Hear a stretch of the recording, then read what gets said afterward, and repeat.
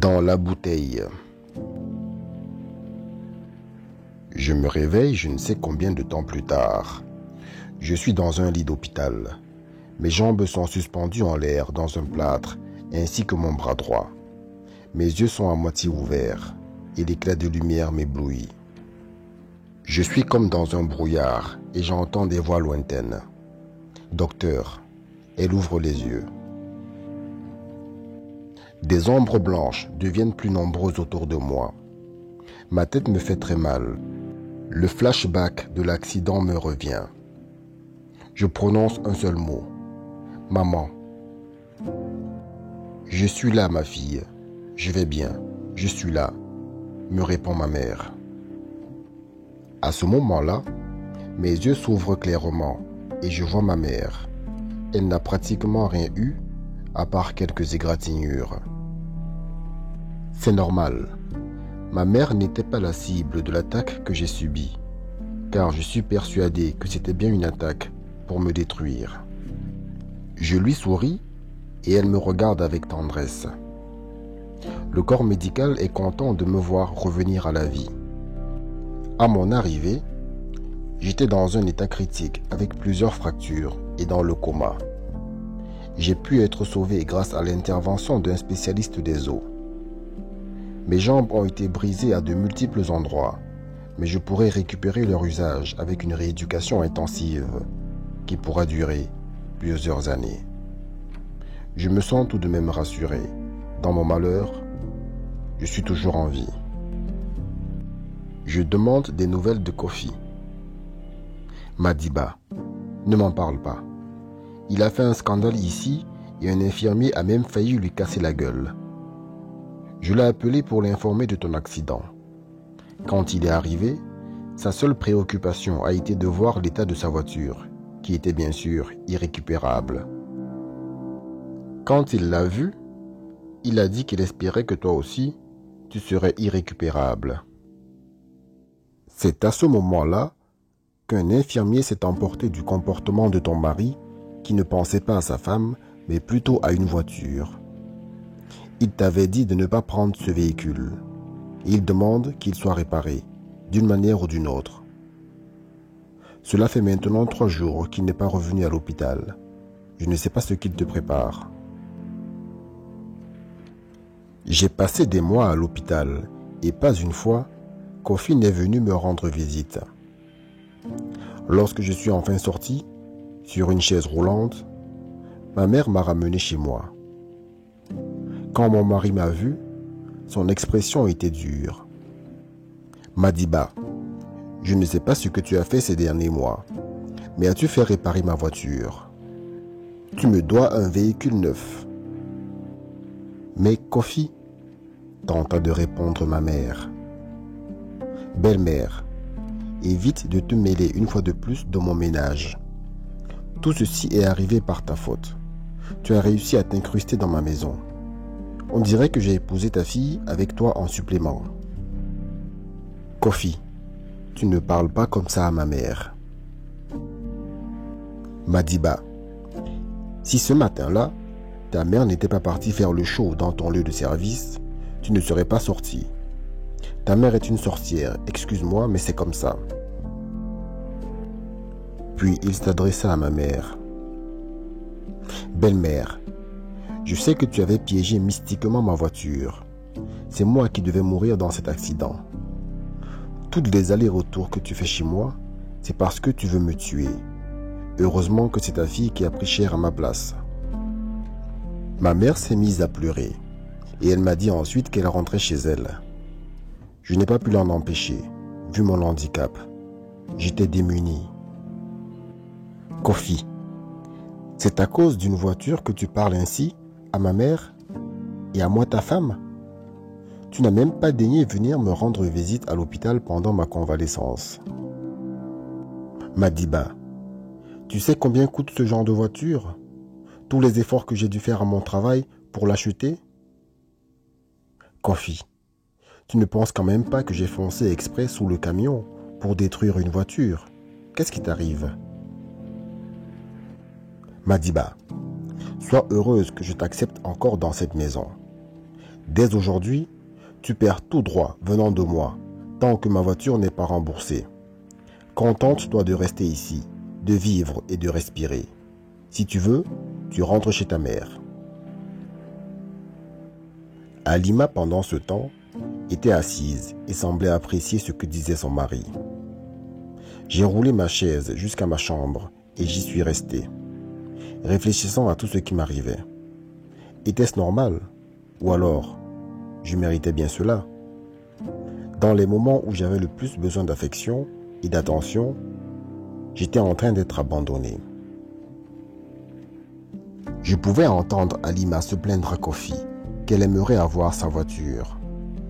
Si elle avait refusé de me donner les clés, je l'aurais sûrement insultée ce jour-là. Kofi la rassurait en lui disant qu'elle aurait une nouvelle voiture, même s'il fallait me priver de nourriture et de soins pour cela. Je venais de passer dans une nouvelle ère de ma vie. Je ne travaillais plus, j'étais handicapé et je n'avais presque plus de mari. J'étais cependant bien résolu à ne pas m'apitoyer sur mon sort. Plus les jours passaient dans cette maison, plus je ressentais les difficultés m'envahir. Ma mère, ma pauvre maman, avait tout fait pour que je vienne vivre chez elle, mais j'avais refusé pour ne pas la mêler à mes souffrances et mes états d'âme tristes au quotidien. Malgré ma solitude, j'étais prête à affronter Halima, que je considérais désormais en ennemi et rival. Ne pouvant me déplacer à l'extérieur, je faisais venir le prêtre à la maison 3 fois par semaine.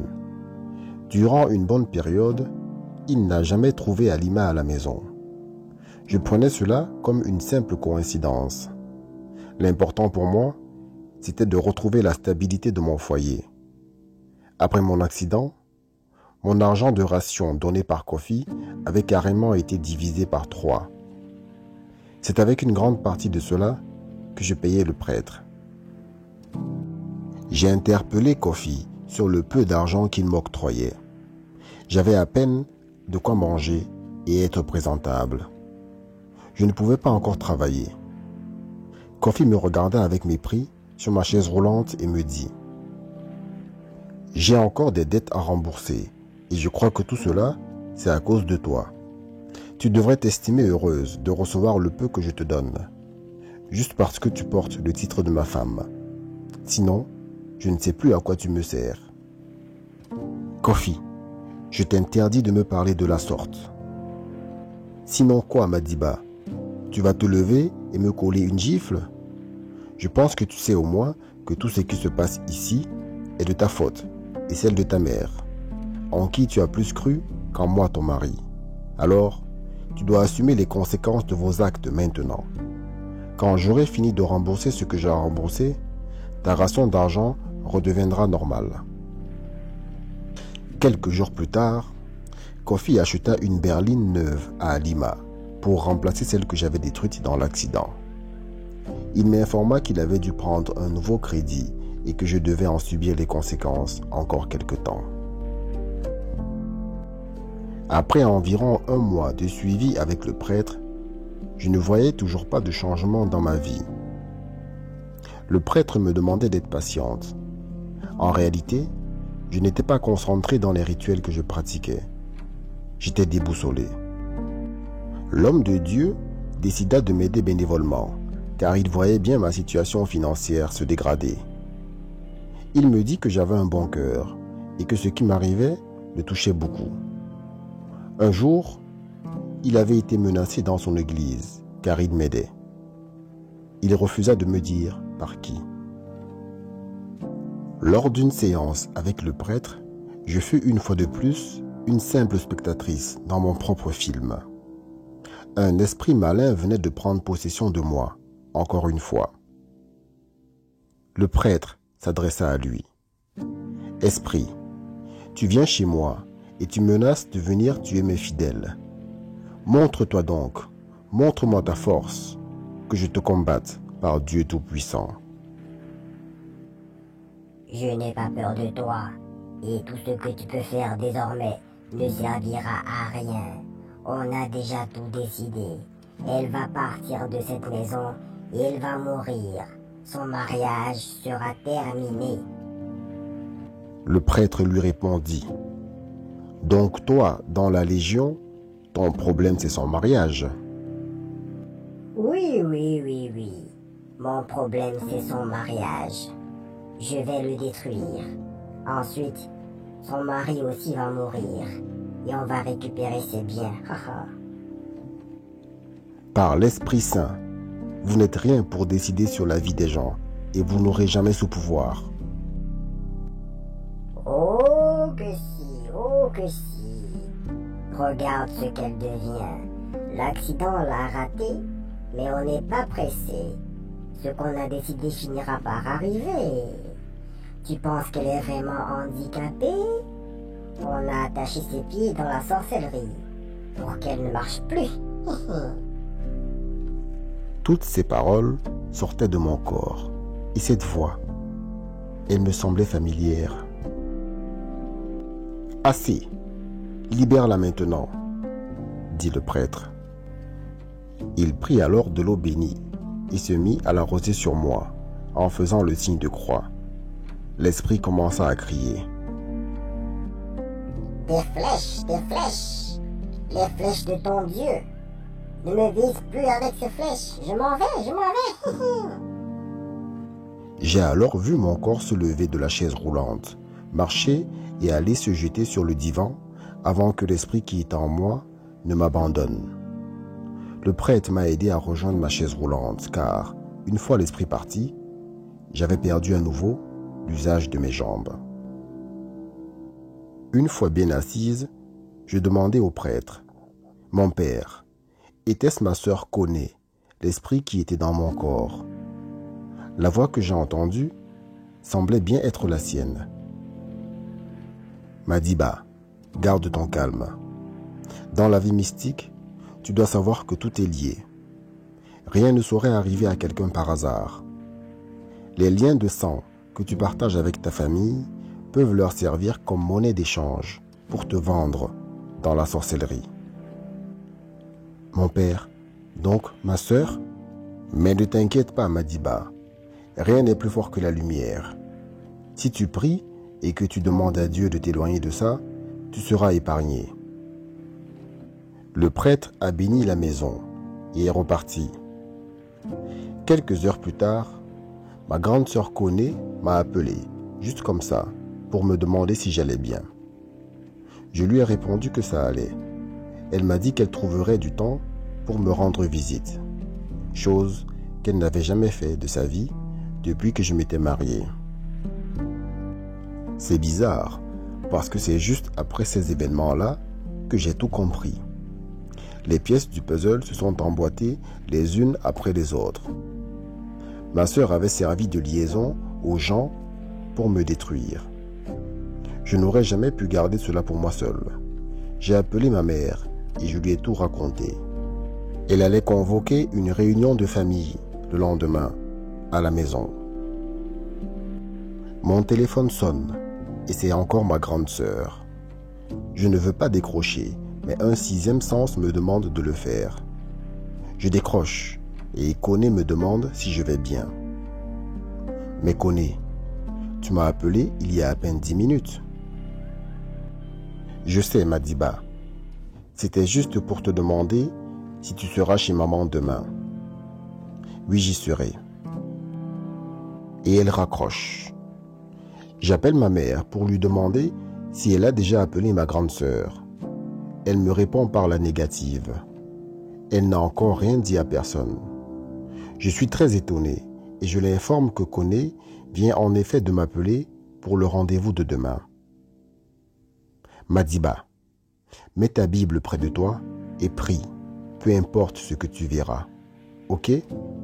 N'aie pas peur, ma fille. Dieu veille sur toi.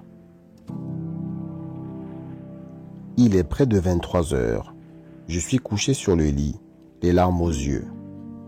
J'entends le placard qui s'ouvre tout seul et j'ai l'impression que quelqu'un sort de là. C'est bizarre. Je ne vois rien, mais je sens une présence sortir du placard. Je tiens fermement la Bible dans ma main et je la serre contre mon cœur. J'essaye d'allumer, mais l'ampoule ne fonctionne pas. Je me plaque dans un coin du lit et me mets à prier. Je demande au Seigneur de me dévoiler ces gens s'ils sont dans ma chambre. Un froid polaire envahit soudain la pièce. Je reste concentré et continue de prier. Puis, ce sont des bruits de chaussures que j'entends dans la chambre, comme si quelqu'un marche. Mais je ne vois toujours rien. J'entends une voix lointaine m'appeler. Je sursaute, mais ne réponds pas. Je sens comme des ombres devant moi. J'ouvre les yeux et ils sont là, devant moi. Dans la pénombre, j'arrive à les distinguer. Ma grande sœur Koné, mon collègue Wassalamba et enfin Alima. Je ne rêve pas. Je cligne des yeux et je les vois toujours devant moi. Je me demande quel sort ils me réservent, puisque nous sommes tous les quatre dans la chambre. Je suis terrorisé. Qu'est-ce qu'on fait d'elle? Demande Wassalamba, mon collègue. Comme c'est ma sœur, j'ai déjà donné tous les droits à Alima de la tuer. Je ne sais pas pourquoi elle tourne autour de sa proie et hésite. Je sais bien Koné. Ce n'est pas facile. J'ai envie de me débarrasser d'elle, mais il y a quelque chose qui bloque mon action. Je ne sais pas quoi. Mon collègue Wassalamba reprit la parole. Quant à moi, elle m'a déjà cédé la place au boulot. Je n'ai plus de problème, sauf si vous voulez que j'intervienne. Je suis là, à votre disposition. J'entends tout ce qu'ils sont en train de se dire, mais j'essaie de me concentrer dans ma prière. Que peut-on lui faire avant de partir? Peut-être la torturer? Dit alors Alima. En tout cas, il faut vraiment faire vite, avant que celui qu'elle appelle n'arrive ici. Rajoute alors ma grande sœur Koné. J'intensifie ma prière. Je prie tellement fort que je ne saurais dire à quel moment les esprits ont disparu. J'ai juste entendu une voix me gronder en appelant mon nom. Madiba, Madiba. C'était Kofi. Furieux et les yeux rouges, il m'interpelle. Madiba, tu cries dans la maison en plein milieu de la nuit. Mais as-tu vu l'heure? Tes manigances avec le prêtre te rendent déjà folle. Je reprends mes esprits et me mets à pleurer en prononçant le nom d'Alima. Kofi, dis à ta femme de me laisser en paix. Dis à ta femme de me libérer. Que lui ai-je donc fait? C'est la colère qui me faisait réagir de la sorte, car j'étais sûr d'une chose, si j'avais eu la mobilité de mes jambes, je l'aurais retrouvée Alima dans sa chambre et elle aurait passé un sale quart d'heure. Hélas, je ne pouvais pas me déplacer. La douleur que je ressentais de plus dans mes jambes, à ce moment-là, était très forte. À croire que la présence de ces esprits avait aggravé ma douleur. Kofi, interloqué par mes propos, se redressa et me dit « Alima, qu'est-ce qu'elle a fait ?» Elle était dans ma chambre cette nuit, Kofi, pour me tuer. Mais de quoi parles-tu, Madiba? Kofi appela sa femme. Après 3 reprises, elle s'emmena, faisant semblant de sortir d'un sommeil très profond. Je lui lançai un regard noir dès qu'elle traversa la porte. Alima, Madiba me dit que tu es entré dans sa chambre pour la tuer. La tuer? Pourquoi donc, Kofi? Toi et moi sommes couchés depuis que nous sommes rentrés ce soir. À quel moment est-ce que je t'ai laissé dans la chambre pour rentrer ici? Je respirais tellement fort que j'avais l'impression que mon cœur allait sortir de ma poitrine. Kofi blâma les prêtres qui abusent des gens pour de l'argent. Il s'avança vers moi, arracha ma Bible et la déchira en 1000 morceaux. Madiba, Si je vois encore un truc qui fait allusion à ces pratiques dans cette maison, je te mettrai à la porte avec des bondieuseries. Kofi mon chéri, calme-toi, il fait nuit, ne crie pas, allons se reposer, lui dit alors Halima. Ma protection avait été détruite, mais dans mon cœur, je priais afin qu'il ne revienne plus cette nuit. Le lendemain matin, ma mère est arrivée pour me chercher, suite à un coup de fil. Je ne sais pas par quel moyen Halima a anticipé cela, mais elle a fait en sorte que Kofi m'empêche de suivre ma mère. Madiba, si tu sors d'ici, tu pars pour de bon avec ta mère, me dit alors Kofi. Et pendant que nous sommes là, voilà Koné, ma grande sœur, qui s'emmène. Les sorciers ont sûrement leur façon de communiquer. Koné n'a pas parlé. Elle s'est juste placée près de la porte pour écouter ce qui se passait. Et lorsqu'elle a ouvert la bouche, c'était pour parler à maman. « Maman, que fais-tu encore ici à t'occuper du ménage de Madiba? Si son mari a décidé qu'elle reste, c'est son droit. C'est bien ici qu'elle habite. Et c'est lui le chef de famille. Koné, tu es ma fille aînée, mais je sais que tu es mêlée à tout ceci. Vous êtes des sorcières toutes les deux, avec Halima, et vous voulez tuer ma fille. Je l'emmène. Ça c'est bien toi, maman. C'est du maman tout craché. Quand on veut dire la vérité, elle raconte des bêtises. Kofi, n'accepte pas qu'elle sorte d'ici. Elle doit rester là. Madiba, c'est ta femme. On dirait que ta mère vient faire son enlèvement sous ton nez. Ma sœur et Halima veulent me maintenir là, sachant qu'à distance, il leur sera difficile de m'atteindre. Enfin, d'atteindre leur but.